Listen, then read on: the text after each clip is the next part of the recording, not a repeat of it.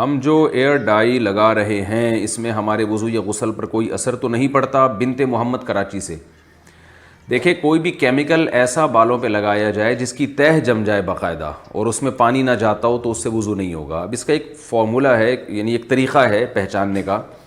ایک کاغذ لیں اور اس پر وہ کیمیکل لگائیں اور پھر وہ کیمیکل آپ پانی یعنی ہٹا دیں، پھر آپ اس کاغذ پہ پانی کا قطرہ ٹپکائیں اور یہ دیکھیں کہ یہ پانی آر پار ہوتا ہے یا نہیں ہوتا۔ اگر پانی آر پار ہوتا ہے تو یہ اس کی علامت ہے کہ اس کیمیکل پہ سے پانی گزر جاتا ہے، اگر آر پار نہیں ہوتا تو اس کی علامت ہے اس میں سے پانی نہیں گزرتا۔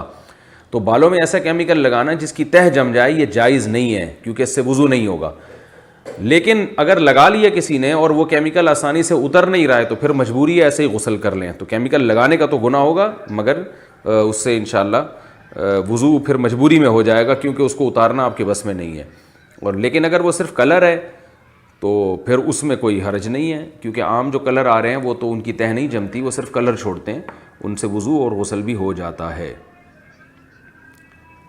کیا ایک گواہ کے سامنے نکاح ہو جاتا ہے؟ بنت خالد کراچی سے۔ کیا ایک گواہ کی موجودگی میں نکاح ہو سکتا ہے؟ میری دوست نے مجھ سے پوچھا کہ تمہیں قبول، اور اس لڑکے سے بھی پوچھا کہ نہیں تمہیں قبول ہے، تو کیا اس طرح نکاح ہوگا؟ نہیں ہوگا اس طرح نکاح۔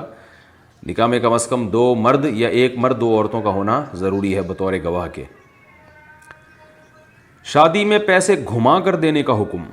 محمد طاہر ڈیرہ غازی خان سے۔ شادی پر پیسوں والے سہرے، اچھا وہ صحرا بنا کے دیتے ہیں نا، صحرا پہنانا اور پیسے گھما کر دینا اور سر پر پیسے پھینکنا کیسا ہے؟ غلط رسومات ہیں۔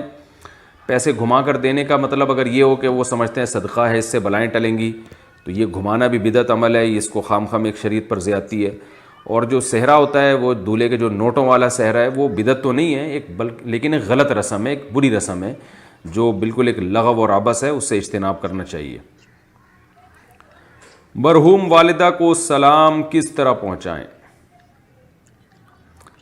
کیا ہم مرحوم والدہ کے بارے میں اللہ تعالیٰ سے بول سکتے ہیں کہ یا اللہ میری امی کو سلام پہنچائیے؟ کیا اس طرح کہنا درست ہے؟ مسز مصطفیٰ خان ریاض۔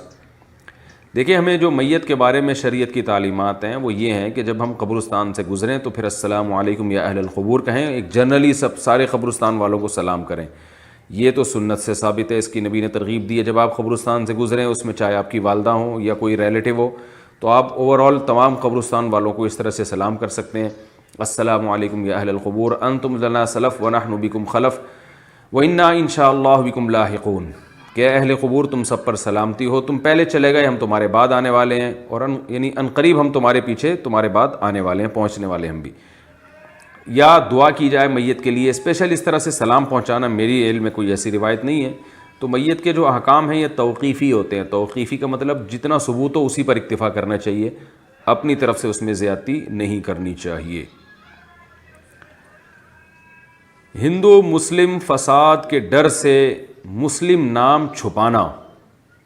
سائمہ خاتون انڈیا سے پوچھتی ہیں، یہاں انڈیا میں ہندو مسلم فساد کی وجہ سے ہندو لوگ مسلمانوں کو راستے میں یا ٹرین وغیرہ میں مار دیتے ہیں۔ اگر کوئی اس ڈر کی وجہ سے کسی کو یہ رائے دے کہ راستے میں اپنا نام مسلمان نہیں بتانا، کوئی ہندو کا نام بتا دینا، کیا ایسا کرنا صحیح ہوگا یا نہیں؟ اگر کسی نے ایسا کیا تو اس کے نکاح پر تو کوئی فرق نہیں پڑتا۔ اللہ تعالیٰ مسلمانوں کی مدد فرمائے جہاں بھی ظلم ہو رہا ہے۔ دیکھیے، اللہ تعالیٰ نے اجازت دی ہے قرآن میں کہ جان بچانے کے لیے